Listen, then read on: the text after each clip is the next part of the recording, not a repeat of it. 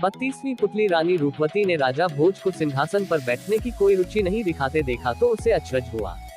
उसने जानना चाहा कि राजा भोज में आज पहले वाली व्यग्रता क्यों नहीं है। राजा भोज ने कहा कि राजा विक्रमादित्य के देवताओं वाले गुणों की कथाएं सुनकर उन्हें ऐसा लगा कि इतनी विशेषताएं एक मनुष्य में असंभव हैं और मानते हैं कि उनमें बहुत सारी कमियां हैं। अतः उन्होंने सोचा है कि सिंहासन को फिर वैसे ही उस स्थान पर गड़वा देंगे जहां से इसे निकाला गया है। राजा भोज का इतना बोलना था कि सारी पुतलियां अपनी रानी के पास आ गईं। उन्होंने हर्षित होकर राजा भोज को उनके निर्णय के लिए धन्यवाद दिया। पुतलियों ने उन्हें बताया कि आज से वे भी मुक्त हो गईं। आज से यह सिंहासन बिना पुतलियों का हो जाएगा। उन्होंने राजा भोज को विक्रमादित्य के गुणों का आंशिक स्वामी होना बतलाया तथा कहा कि इसी योग्यता के चलते उन्हें इस सिंहासन के दर्शन हो पाए।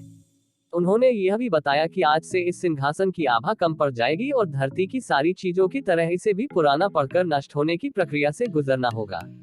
इतना कहकर उन पुतलियों ने राजा से विदा ली और आकाश की ओर उड़ गईं। पलक झपकते ही सारी की सारी पुतलियां आकाश में विलीन हो गई। पुतलियों के जाने के बाद राजा भोज ने कर्मचारियों को बुलवाया तथा गड्ढा खुदवाने का निर्देश दिया। जब मजदूर बुलवाकर गड्ढा खोद डाला गया तो वेद मंत्रों का पाठ करवाकर पूरी प्रजा की उपस्थिति में सिंहासन को गड्ढे में दबवा दिया। मिट्टी डालकर फिर वैसा ही टीला निर्मित करवाया गया जिस पर बैठकर चरवाहा अपने फैसले देता था। लेकिन नया टीला वह चमत्कार नहीं दिखा सका जो पुराने वाले टीले में था। उपसंहार कुछ भिन्नताओं के साथ हर लोकप्रिय संस्करण में उपसंहार के रूप में एक कथा और मिलती है। उसमें सिंहासन के साथ पुनः दबवाने के बाद क्या गुजरा यह वर्णित है। आधिकारिक संस्कृत संस्करण में यह उपसंहार रूपी कथा नहीं भी मिल सकती है, मगर जन साधारण में काफी प्रचलित है। कई साल बीत गए, वह टीला इतना प्रसिद्ध हो चुका था कि सुदूर जगहों से लोग उसे देखने आते थे।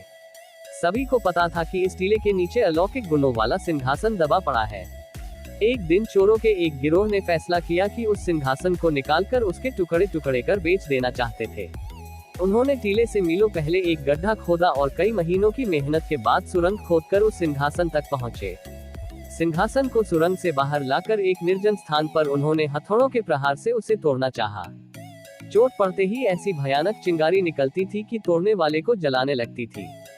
सिंहासन में इतने सारे बहुमूल्य रत्न माणिक्य जड़े हुए थे कि चोर उन्हें सिंहासन से अलग करने का मोह नहीं त्याग रहे थे।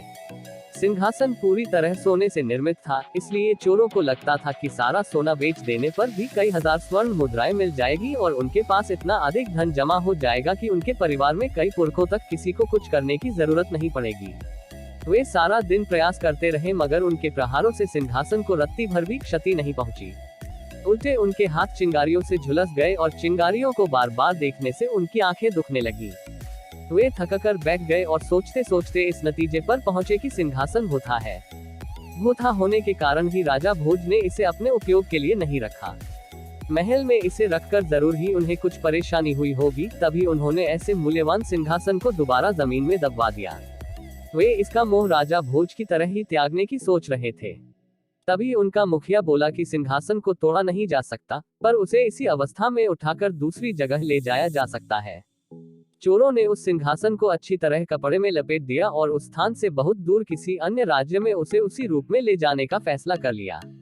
वे सिंहासन को लेकर कुछ महीनों की यात्रा के बाद दक्षिण के एक राज्य में पहुंचे। वहां किसी को उस सिंहासन के बारे में कुछ पता नहीं था। उन्होंने जौहरियों का वेश धरकर उस राज्य के राजा से मिलने की तैयारी की। उन्होंने राजा को वह रत्न जड़ित स्वर्ण सिंहासन दिखाते हुए कहा कि वे बहुत दूर के रहने वाले हैं तथा उन्होंने अपना सारा धन लगाकर यह सिंहासन तैयार करवाया है। राजा ने उस सिंहासन की शुद्धता की जांच अपने राज्य के बड़े बड़े सुनारों और जौहरियों से करवाई। सबने उस सिंहासन की सुंदरता और शुद्धता की तारीफ करते हुए राजा को वह सिंहासन खरीद लेने की सलाह दी। राजा ने चोरों को उसका मुंहमांगा मूल्य दिया और सिंहासन अपने बैठने के लिए ले लिया।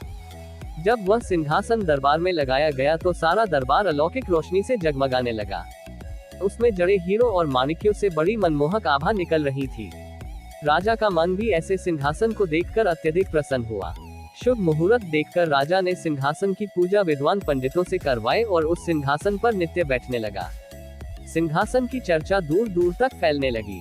बहुत दूर दूर से राजा उस सिंहासन को देखने के लिए आने लगे। सभी आने वाले उस राजा के भाग्य को धन्य कहते, क्योंकि उसे ऐसा अद्भुत सिंहासन पर बैठने का अवसर मिला था। धीरे धीरे यह प्रसिद्धि राजा भोज के राज्य तक भी पहुंची। सिंहासन का वर्णन सुनकर उनको लगा कि कहीं विक्रमादित्य का सिंहासन न हो।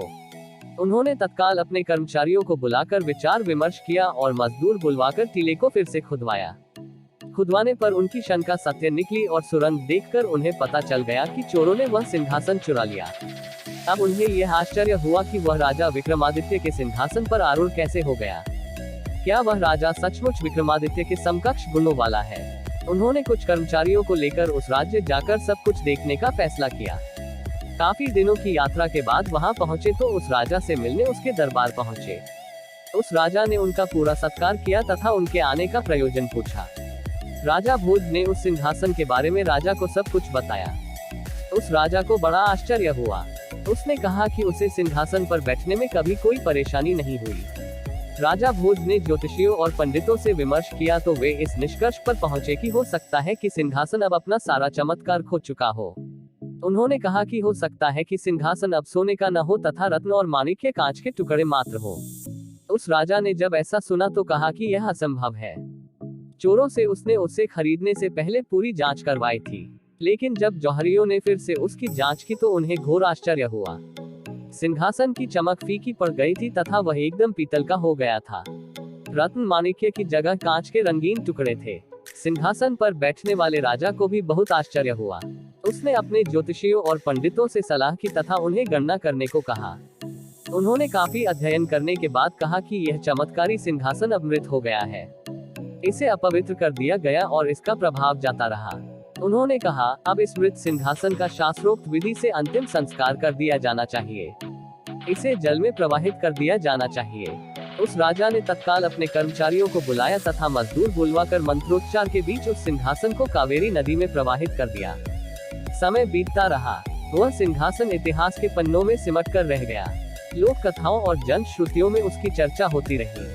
अनेक राजाओं ने विक्रमादित्य का सिंहासन प्राप्त करने के लिए कालांतर में एक से बढ़कर एक गोताखोरों को तैनात किया और कावेरी नदी को छान मारा गया, मगर आज तक उसकी झलक किसी को नहीं मिल पाई है। लोगों का विश्वास है कि आज भी विक्रमादित्य की सी खूबियों वाला अगर कोई शासक हो तो वह सिंहासन अपनी सारी विशेषताओं और चमक के साथ बाहर आ जाएगा।